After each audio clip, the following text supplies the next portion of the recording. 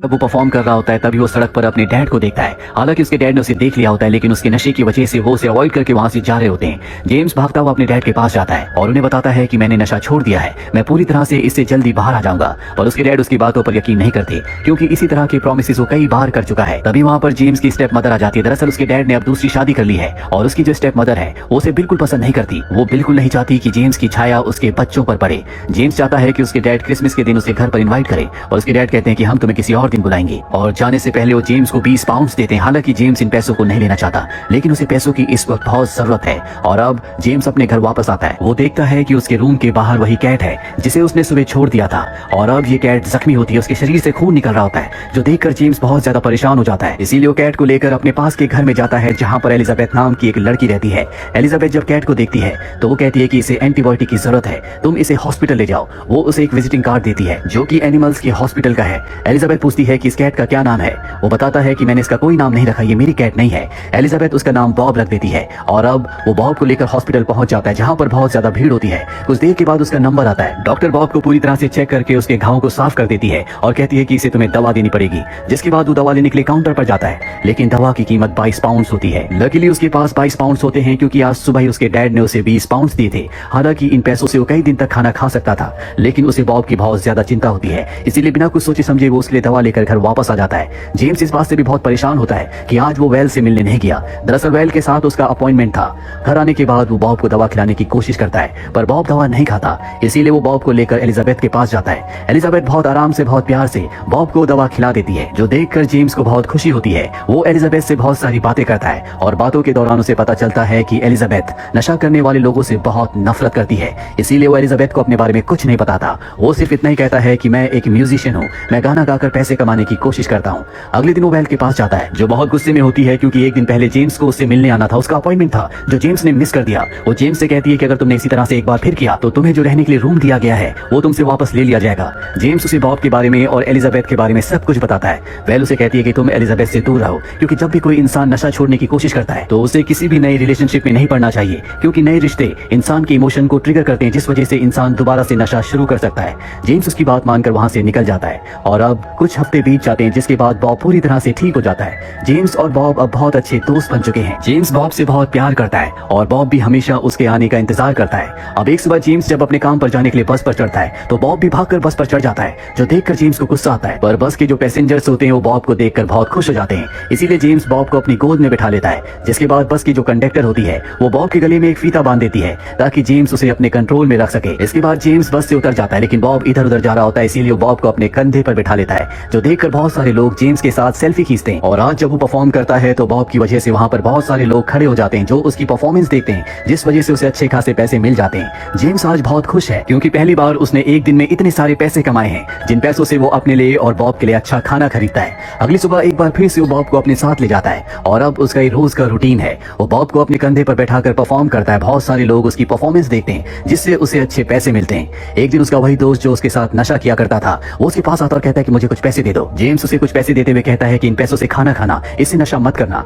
उसका दोस्त पैसे लेकर वहां से चला जाता है और अब हर रोज की तरह जेम्स अपने बॉब के साथ परफॉर्म करता है। बॉब अब उसके गिटार पर बैठता है, जिस वजह से बहुत सारे लोग इनकी परफॉर्मेंस देखते हैं। जेम्स के पास अब खाने पीने के अच्छे खासे पैसे रहते हैं। एक रात को जब वो सबवे से जा रहा होता है तभी वो देखता है कि वहां पर उसका वही दोस्त जो उससे पैसे लेकर गया था वो बेहोश पड़ा है। दरअसल उसने नशा कर लिया था और डोज बहुत ज्यादा हैवी होने की वजह से वो अपनी सेंसेस खो चुका है। यहाँ पर एलिजाबेथ भी आ जाती है और ये दोनों मिलकर उसे हॉस्पिटल ले जाते हैं। जिसके बाद एलिजाबेथ जेम्स को बताती है कि मेरे भाई को भी नशे की आदत थी और नशे की वजह से उसकी मृत्यु हो गई, इसीलिए मैं नशा करने वालों को बिल्कुल पसंद नहीं करती। जेम्स जो कि एलिजाबेथ को बहुत पसंद करता है वो उसे अपनी जिंदगी की सच्चाई नहीं बता सकता कि वो भी नशे का आदी है, लेकिन अभी दवाओं की वजह से वो नशा नहीं करता।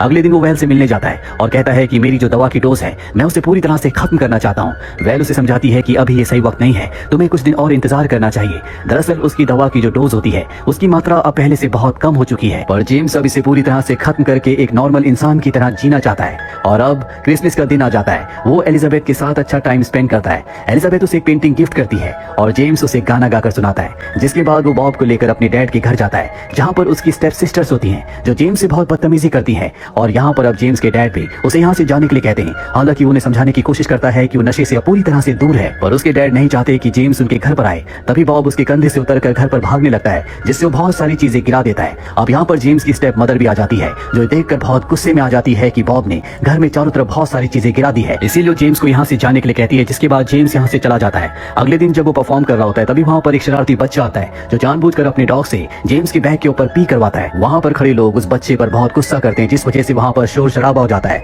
पुलिस आकर जेम्स को पकड़ कर ले जाती है, जिसके बाद वेल उसे छुड़वाने के लिए आती है। सीसीटीवी कैमरे की फुटेज से पता चल जाता है कि जेम्स की कोई गलती नहीं है और उसकी वजह से शहर की शांति भंग हुई। इसीलिए जेम्स को कहा जाता है कि तुम अगले 6 महीनों तक सड़क पर परफॉर्म नहीं कर सकते। जेम्स और वेल वहाँ से निकल जाते हैं। वेल उसे कहती है कि तुमने अपनी दवा ली कि नहीं। वो कहता है कि बॉब कहाँ पर है। वो बताती है कि बॉब अभी भी पुलिस कस्टडी में है, तुम उसे वहाँ से ले सकते हो। इसके बाद जेम्स जल्दी से केमिस्ट की दुकान पर जाता है, जहाँ पर वो अपनी दवा लेकर खा लेता है। पर वहाँ पर एलिजाबेथ भी होती है जो उसे दवा लेते हुए देख लेती है। वो समझ जाती है कि ये नशे का आदी है, जो बात जेम्स ने उससे छुपाई थी, इसीलिए जेम्स से दोस्ती तोड़ देती है। जेम्स को बहुत दुख होता है और अब वो सड़क पर परफॉर्म भी नहीं कर सकता, इसीलिए वो एक जगह जॉब कर लेता है जहाँ पर उसे द बिग इशू नाम की मैगजीन को सड़कों पर बेचना होगा। बॉब अब भी हमेशा उसके साथ रहता है, जिस वजह से बहुत सारे लोग इनके साथ सेल्फी खिंचवाते हैं। एक दिन एक प्रेस रिपोर्टर इनके पास आता है और इन दोनों की फोटो एक साथ खींचता है। तभी यहाँ पर उसी मैगजीन में काम करने वाला दूसरा वर्कर इन्हें देख लेता है, जो जेम्स की शिकायत कर देता है, जिस वजह से जेम्स को 1 महीने के लिए जॉब से निकाल दिया जाता है। और अब जेम्स की मुसीबतें एक बार फिर से बढ़ चुकी है। उसके सभी पैसे खत्म हो चुके हैं, उसके पास खाने के पैसे भी नहीं है,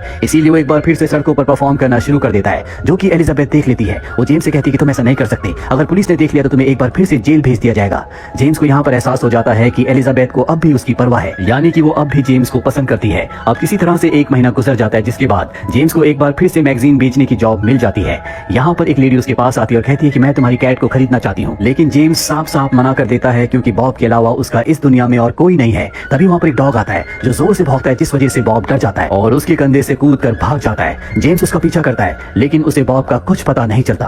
अगले 2 दिनों तक वो बॉब को ढूंढता रहता है, लेकिन बॉब उसे नहीं मिलता, जिस वजह से वो बहुत ज्यादा डिप्रेस हो जाता है। वो अपने मानसिक संतुलन को अपने कंट्रोल में नहीं रख पाता, इसलिए तय करता है कि वो नशा करेगा। वो एक बार फिर से उन लोगों के पास जाता है जो नशे की सामग्री बेचते हैं, पर इससे पहले कि वो नशा खरीदता, वो अपने मन पर कंट्रोल कर लेता है और उस जगह से चला जाता है। जेम्स जब अपने घर में वापस आता है तो देखता है कि बॉब किचन में उसका इंतजार कर रहा है। बॉब को वापस पाकर वो बहुत खुश हो जाता है। उसे लगता है कि उसकी जिंदगी में उसका सब कुछ उसे वापस मिल गया। अगले दिन वो वेल के पास जाता और कहता है कि मैं हमेशा के लिए इन दवाओं को छोड़ना चाहता हूँ, मैं एक नॉर्मल इंसान बनना चाहता हूँ। वेल उसे समझाती है कि ये इतना आसान नहीं है, तुम्हारा 1 हफ्ता बहुत मुश्किल रहेगा, तुम्हें बुखार आएगा, तुम्हारा शरीर कांपेगा। पर वो तय कर लेता है कि मैं किसी भी कीमत पर अब इन दवाओं के सहारे नहीं जीना चाहता। वेल उसे कहती है कि अकेले ये सब करना इतना आसान नहीं है। जेम्स कहता है कि मेरे साथ बॉब है। वेल उसकी बात मान जाती है, जिसके बाद जेम्स अपने घर आता है। वो एलिजाबेथ के डोर को नॉक करता और कहता है कि अगले कुछ दिनों तक मैं घर के अंदर ही रहूंगा, मेरा इलाज चल रहा है, जिससे वो समझ जाती है कि वो क्या करने वाला है, क्योंकि उसका भाई भी इन्हीं सब चीजों का आदी था। वो दरवाजा खोलकर जेम्स को कहती है कि मैं तुम्हारे लिए खाना ले आऊंगी, और अब जेम्स अपने घर के अंदर अपने आप को लॉक कर लेता है। आज उसने दवा नहीं खाई, रात को उसे तेज बुखार आ जाता है, उसका शरीर कांपने लगता है। उसे किसी भी कीमत पर नशा चाहिए, या वो दवा जिसे खाने के बाद उसे नशा करने की इच्छा नहीं होती, लेकिन अब उसने दृढ़ संकल्प कर लिया है। वो इसी तरह कांपता रहता है, वो अपने आप से लड़ता रहता है। बॉब उसके साथ है और बॉब के सहारे वो 7 दिन गुजार देता है। 8वीं सुबह जब वो उठता है तो उसे ऐसा लगता है कि जैसे उसका नया जन्म हुआ है। ये करना इतना आसान नहीं था, लेकिन जेम्स ने ये कर दिखाया, जिसके बाद सबसे पहले वेल के पास जाता है। वेल उसके लिए बहुत खुश होती है और अब वो एलिजाबेथ से मिलता है, जो यहाँ से हमेशा के लिए अपने घर जा रही है। और जाने से पहले वो उसे अपने घर का एड्रेस देती है, यानी कि अब भी ये दोनों हमेशा एक दूसरे के टच में रहेंगे। इसके बाद जेम्स अपने डैड के पास जाता है और उन्हें बताता है कि अब वो नशे से पूरी तरह से बाहर निकल चुका है, जो जानकर उसके डैड बहुत खुश होते हैं और जेम्स को उसके बचपन का एक फोटो देते हैं। अब जेम्स के पास एक रिपोर्टर आती है और कहती है कि मैं चाहती हूँ कि तुम अपने बारे में और बॉब के बारे में एक बुक लिखो। दरअसल जेम्स इंटरनेट पर बहुत पॉपुलर हो चुका होता है, क्योंकि वो अपने कंधे पर बॉब को रखकर हर जगह गाने गाता था। लोग उसके साथ सेल्फी खिंचवाते थे, इसीलिए बहुत सारे लोग उसे अब पहले से जानते हैं। रिपोर्टर के कहने पर जेम्स अपनी जिंदगी के ऊपर एक किताब लिखता है और जब वो किताब पब्लिश होती है तो वो बेस्ट सेलिंग बुक बन जाती है, जिसे शहर का हर एक इंसान पढ़ना चाहता है। जिसके बाद जेम्स के लिए एक प्रेस कॉन्फ्रेंस रखी जाती है, जिसमें वेल, एलिजाबेथ और जेम्स के डैड भी आते हैं। ये सब के सब जेम्स के लिए बहुत खुश हैं। जेम्स की जिंदगी अब पूरी तरह से बदल चुकी है। उसने अपने लिए एक घर खरीद लिया, जिसमें वो बॉब के साथ रहता है। साथ ही अब वो सड़कों में गिटार नहीं बजाता, ना ही गाने गाता है। वो अब चैरिटी के लिए काम करता है, जहाँ पर वो जितने भी पैसे कमाता है वो अच्छे कामों के लिए डोनेट कर देता है। कहानी के अंत में हमें जेम्स की और बॉब की असली फोटो दिखाई जाती है, जो आज भी एक दूसरे के साथ हैं। तो ये थी जेम्स बोवन की जिंदगी की सच्ची कहानी। जेम्स बोवन की जिंदगी उन लाखों नौजवानों के लिए एक एग्जाम्पल है, जो नशा ना छोड़ने के बहाने बनाते हैं। जेम्स बोवन के पास कुछ नहीं था, ना खाने के लिए खाना, ना रहने के लिए घर, लेकिन फिर भी अपने दृढ़ संकल्प से न सिर्फ उसने नशा छोड़ा, बल्कि वो जीवन में कामयाब